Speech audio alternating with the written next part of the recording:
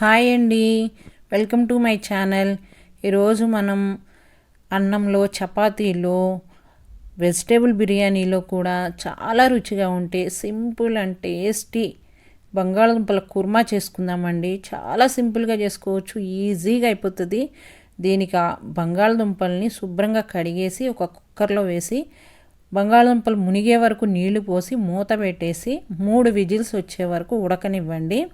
మరీ మెత్తగా ఉడకబెట్టొద్దండి, మీ కుక్కర్ విజిల్ని పట్టి పెట్టుకోండి. ఈ విధంగా ఉడికిన తర్వాత పైన తోలు తీసేసి ఈ సైజు ముక్కలు కట్ చేసుకోండి. మరీ మెత్తగా ఉడకొద్దు, ఇట్లా ఉడికితే సరిపోతుంది. కట్ చేసి పక్కన పెట్టుకొని ఇప్పుడు స్టవ్ పైన ఒక బాండీ పెట్టుకొని నూనె వేసుకోండి. ఈ నూనె కాగిన తర్వాత పచ్చిశనగపప్పు, మినప్పప్పు, ఆవాలు, జీలకర్ర, తాలింపు గింజలు అన్నీ వేసుకొని ఇవి వేగిన తర్వాత తాలింపు గింజలన్నీ చక్కగా వేగిన తర్వాత ఒక పెద్ద ఉల్లిపాయని సన్న ముక్కలుగా కట్ చేసి వేసుకోండి. వేసుకొని ఇప్పుడు ఒక 3-4 పచ్చిమిర్చి, ఒక రెమ్మ కరివేపాకు కూడా వేసి ఇది పచ్చివాసన పోయే వరకు వేయించుకోండి. మరీ ఎర్రగా వేయించొద్దు, కొంచెం ఉల్లిపాయ మగ్గే వరకు వేయించుకొని చూడండి. ఈ విధంగా మగ్గే వరకు వేయించుకొని ఇట్లా మగ్గిన తర్వాత 1/2 టీ స్పూన్ అల్లం వెల్లుల్లి పేస్ట్ వేసి ఇది కూడా పచ్చివాసన పోయే వరకు వేయించుకోండి.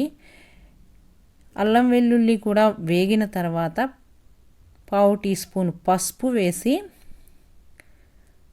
చూడండి. ఒక 1/4 టీ స్పూన్ పసుపు, 1/2 స్పూన్ ధనియాల పొడి, 1/2 స్పూను జీలకర్ర పొడి, 1/2 స్పూన్ గరం మసాలా, మీ రుచికి సరిపడా కారం వేసుకోండి.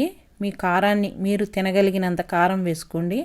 వేసుకొని ఇవి కూడా కొంచెం పచ్చివాసన పోయే వరకు వేయించుకొని ఒక 3 స్పూన్ల పెరుగు వేసుకొని ఈ పెరుగు ఆయిల్లో వేసిన తర్వాత చక్కగా ఇదంతా మెల్ట్ అయ్యేటట్లు తిప్పండి.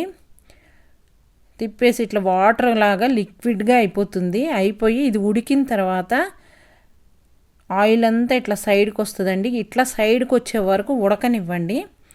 ఇట్లా ఉడికిన తర్వాత చూడండి, ఇట్లా ఆయిల్ బయటికి రావాలి పెరుగులో. చక్కగా ఉడికిన తర్వాత ఇప్పుడు మనం కట్ చేసి పెట్టుకున్న బంగాళదుంప ముక్కలు ఉన్నాయి కదా, ఇవి వేసేసి ఈ మసాలా అంతా బంగాళదుంపలకి పట్టేటట్లు తిప్పుకోండి. ఒక 5 నిమిషాలు మగ్గనివ్వండి. ఈ బంగాళదుంపలన్నిటికీ మసాలా పట్టుకొని చక్కగా మగ్గుతుంది. చూడండి, ఈ విధంగా మొత్తం బంగాళదుంపలన్నిటికీ పట్టుకొని ఒక్కొక్కసారి ముక్క కట్ అవ్వదు. మీరు గరిటతో ఇట్లా తిప్పేసుకుంటే మొత్తం కట్ అవుతుంది. ఈ విధంగా వేసుకొని మీ రుచికి సరిపడా సాల్ట్ వేసుకొని బంగాళదుంపలకు పట్టే వరకు తిప్పుకొని ఒక 5 నిమిషాలు బంగాళదుంపలు మగ్గనివ్వాలి. మగ్గి నూనె అంతా బయటకు వచ్చే వరకు మగ్గనివ్వండి. కొంచెం నూనె బయటకు వస్తుందండి, సైడ్లకు వస్తుంది. ఈ విధంగా సైడ్లకు వస్తుంది. సైడ్లకి నూనె వచ్చే వరకు మగ్గనిచ్చేసి ఇప్పుడు దీనిలో ఒక గ్లాస్ వాటర్ పోసుకోండి. ఒక గ్లాస్ వాటర్ పోసేసి కూర అంతా ఈ విధంగా తిప్పేసుకొని మీకు ఎంత గ్రేవీ కావాలి అంటే అంత వాటర్ పోసుకోండి. అంటే కొంచెం ఎక్కువ గ్రేవీ కావాలి, లిక్విడ్గా కావాలి కూర అనుకునే వాళ్ళు ఇంకొంచెం వాటర్ పోసుకోవచ్చు. ఈ కూర కుతకుత ఉడికేటప్పుడు 1/2 స్పూను కసూరి మేతి వేసుకోండి. నేను కసూరి మేతిని పొడి పొడిగా చేసేసానండి. కసూరి మేతి అంటే తెలుసు కదా, మెంతాకు పొడి, ఎండు మెంతాకు పొడి వేసుకొని మూత పెట్టేసి నూనె అంతా ఇట్లా బయటకు వచ్చే వరకు ఉడకనివ్వండి. మధ్య మధ్యలో తిప్పుకుంటూ చూడండి, చూస్తుంటేనే అసలు నోరు ఊరిపోతుంది. కళ్ళకి ఎంత బాగుందో కూర, చాలా రుచిగా ఉంటుందండి. చపాతీలో, అన్నంలో, వెజిటేబుల్ బిర్యానీలో, దేనిలో తిన్నా కూడా చాలా బాగుంటుంది.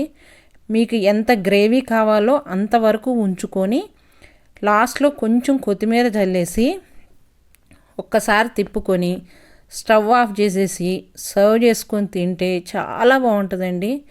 మీరు ఒకసారి ట్రై చేసి చూడండి. నా రెసిపీ కనుక మీకు నచ్చినట్లయితే నా ఛానల్ని సబ్స్క్రైబ్ చేయండి, లైక్ చేయండి, షేర్ చేయండి, పక్కనున్న బెల్ బటన్ని క్లిక్ చేయండి.